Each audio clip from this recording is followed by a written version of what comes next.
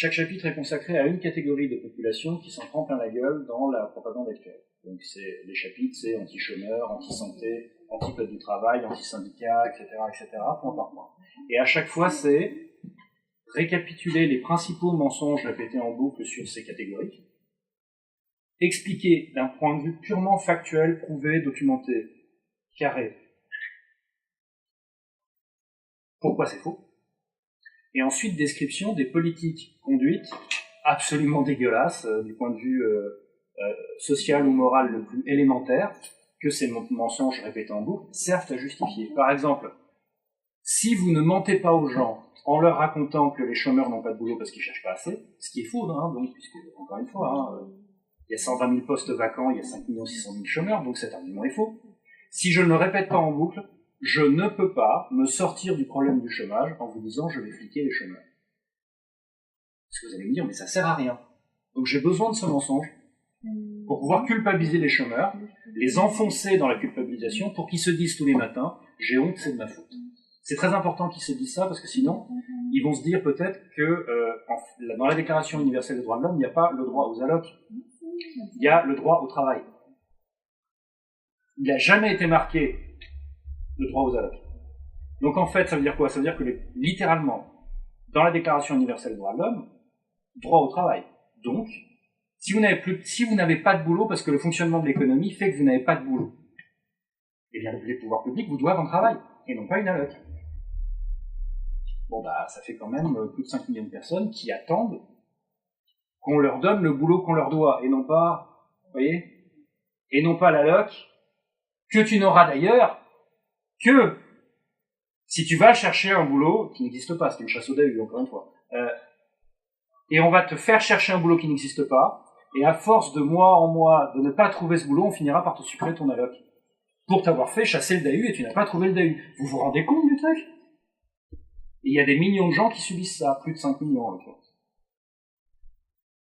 Et c'est pas juste absurde, malhonnête et prodigieusement cynique. C'est pas juste dégueulasse, ça fait des morts. Il y a plus de 10 000, c'est plus de 10 000, hein, c'est une enquête de l'INSERM. Il y a plus de 10 000 chômeurs par an qui meurent prématurément du fait de leur chômage.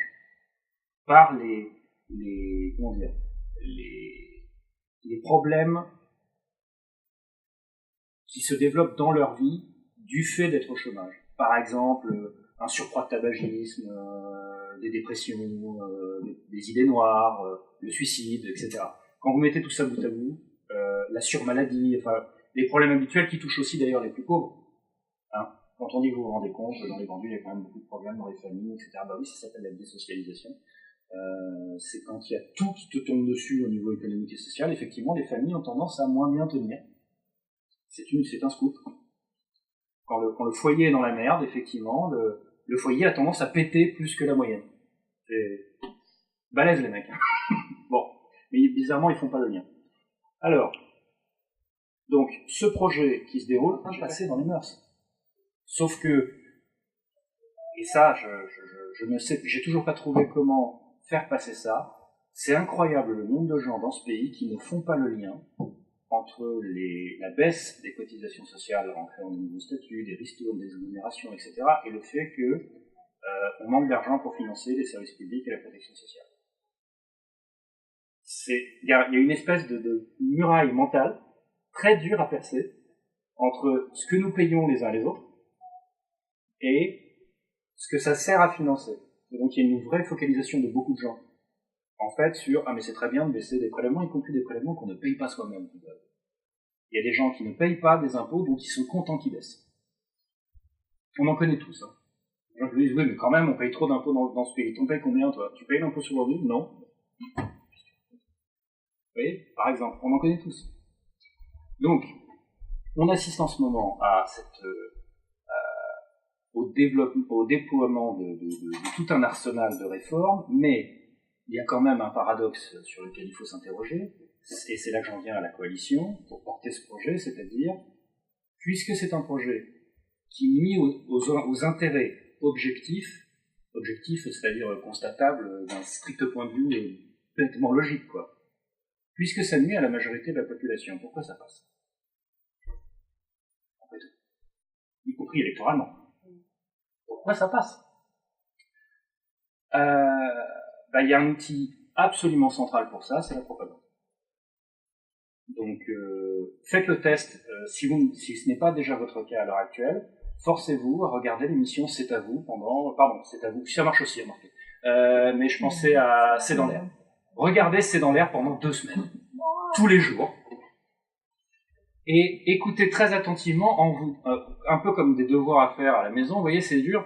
Je vais faire bien gaffe à ce qu'ils racontent les uns et les autres sur ce qu'il faut faire au niveau économique et social. Vous allez voir qu'il y a consensus dans cette émission alors, ils le disent pas avec le vocabulaire que j'emploie, hein, mais je peux vous le faire dans les 2 langues si vous voulez. Donc, ils vous disent pas qu'il faut il faut rendre encore plus facile de virer les gens. Ils vous disent qu'il faut assouplir le code du travail. Ça veut dire la même chose. Ils vont vous dire aussi qu'il y a trop de réglementation dans ce pays. Ça veut dire aussi qu'il faut faciliter le fait de virer des gens. C'est la même chose.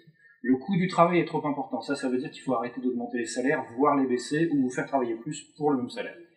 On a un problème de compétitivité. Ça veut dire qu'on va vous faire bosser davantage pour le même salaire, etc., etc. Et c'est ce vocabulaire-là qui est déployé en boucle, une sorte de catéchisme. Moi, j'appelle ça dans le bouquin le catéchisme antisocial, c'est-à-dire, attendez, je l'ai dans le prologue, donc ça va vous sembler étrangement familier.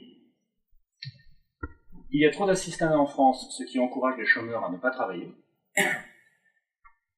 Si vous voulez, je vous le fais un par un et je vous dis vite fait pourquoi c'est faux. Comme ça, on est du temps.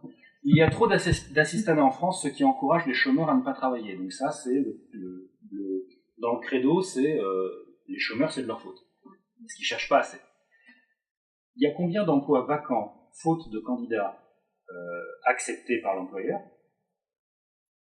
en France? Donc des postes vacants, un peu moins, mais en gros 150. C'est quelque part entre 100 et 200 selon la façon dont on comptabilise. Pôle emploi nous dit 120 000. Admettons 150 000. Il y a combien de chômeurs? Non, il y en a beaucoup plus que ça. Il y en a 5,6 millions. Ah pardon, des millions, j'ai entendu. Oui, excusez-moi. Donc oui, c'est ça, pardonnez-moi, j'ai bien entendu. Donc il y en a 5,6 millions si on prend les catégories ABC, c'est-à-dire qu'on prend la peine quand même de compter aussi ceux qui ont réussi péniblement à bosser 2 heures dans le mois. Parce qu'il ne faut pas non plus nous prendre pour des débiles. Bon, donc catégorie A, on s'en fout, ce qui compte c'est ABC. ABC, 5,6 millions. Donc, même si demain, par magie, tous les postes vacants étaient pourvus, tous, vous vous rendez compte de ce succès énorme, 98% des chômeurs resteraient au chômage. Conclusion, sur ce point-là. D'abord, c'est pas des chômeurs, c'est des sans-emploi. C'est des privés d'emploi. Moi, je préfère les appeler sans emploi parce que la construction sémantique passe tout seul. Parce qu'on dit déjà sans papier. Donc, je dis sans emploi. Parce que chômeur, étymologiquement, vous voyez le piège. Un jour chômé, c'est un jour férié. C'est un jour où on a décidé collectivement qu'on ne travaillait pas. Le chômeur, il n'a pas choisi. C'est pas un chômeur, c'est un sans-emploi. Il faut qu'on arrive. Tous ceux qui sont engagés dans des luttes sociales et tous ceux qui sont engagés dans une lutte politique, il faut qu'on arrive à faire passer ce terme. Il y en a un certain nombre qu'on a réussi à faire passer. Austéritaire n'existait pas. Antisocial n'existait pas il y a encore 10 ans. Comme mot. Donc, il y a des mots comme ça qu'il faut réussir à faire rentrer dans le vocabulaire. Je pense que sans emploi en est un pour arrêter de dire chômeur. Ça met tout de suite le doigt sur le problème, c'est-à-dire il n'y a pas assez d'emploi pour tout le monde. C'est pas un problème de chômage, c'est un problème de manque d'emploi pour tout le monde. Ensuite, si les chômeurs n'ont pas d'emploi, c'est surtout parce qu'ils ne cherchent pas assez, donc je viens d'y répondre. Le code du travail est l'une des principales causes du manque d'embauche en France. Alors, il faut savoir que le CDI allemand est plus protecteur que le CDI français. Je pourrais m'arrêter là. Mais il faut savoir aussi qu'à l'époque, par exemple, du gouvernement de Lionel Jospin, le code du travail était plus protecteur qu'aujourd'hui et on avait un chômage plus bas. Donc cet argument est faux. Faciliter les licenciements, créer des emplois. Alors là, il me suffit d'invoquer la logique. C'est faux. Faciliter les licenciements, attention, c'est un peu technique, ça facilite les licenciements. Point. Le reste, c'est de la spéculation, ça n'a jamais été démontré, où que ce soit. C'est de la conjecture, de dire, vous voyez, c'est parce qu'on a facilité, prouve-le. Quelqu'un vous assène un truc, et là vous dites, ah bah non, c'est pas vrai, et le mec vous dit, bah, sur quoi tu te bases? Et là, vous venez de zapper, parce que vous avez l'habitude d'être sur le défensif, vous venez de zapper que lui, à aucun moment, il a prouvé ce qu'il raconte. Le geste qui sauve, questionner l'affirmation. Sur quoi vous vous basez pour dire ça? Et 9 fois sur 10, en fait, ils ont rien. Ils répètent juste ce qu'ils ont entendu à la télé, qui n'était pas prouvé non plus. On sait bien que le code du travail est beaucoup trop protecteur en France. Enfin, non, ils n'osent pas dire protecteur. Que le code du travail est beaucoup trop gros en France. C'est bizarre parce que l'un de vos modèles, c'est par exemple le code du travail allemand, qui fait à peu près la même taille que le code français, donc je ne comprends pas votre argument. En plus, les réformes que vous évoquez, ça c'est un gag, hein. Les dernières réformes du code du travail, au motif de l'assouplir et de le simplifier, c'est la loi El Khomri, les ordonnances Macron, etc., etc. Alors, faites le test, est-ce que le cours est plus court? Il est plus long. Pourquoi? Parce qu'ils ont rajouté des exemptions, des cas particuliers, des exonérations, etc., etc. Donc, le code du travail est l'une des principales causes du manque d'embauche en France. Ouais, il y aurait beaucoup à dire là-dessus. Baisser les charges des entreprises qui sont trop lourdes est la meilleure voie pour créer des millions d'emplois. Alors, c'est faux, on le sait depuis le CICE, puisque le CICE était une baisse massive des cotisations sociales, et ça n'a pas créé d'emplois. Mais je veux dire, pas du tout. Enfin, si on s'amuse à voir les estimations du nombre d'emplois qui auraient été, ils osent même plus dire créés, ils disent protégés, c'est-à-dire qui, sans ça, auraient été supprimés. Bon. Vous rapportez ça à combien ça a coûté en exonération de cotisations sociales, et c'est monstrueux, ça revenait 10 fois moins cher de les embaucher directement comme fonctionnaires. Rendez-vous compte, hein, les fameux emplois théoriquement, avec le même pognon. J'ai un très bon copain, un économiste atterré qui s'appelle Denis Land, il m'avait raconté, il avait fait le calcul en me disant je suis fou de rage, avec le CICE, je sais, tu te rends pas compte le nombre d'emplois en territoire zéro chômage à TD Carmonde qu'on aurait pu financer avec ça.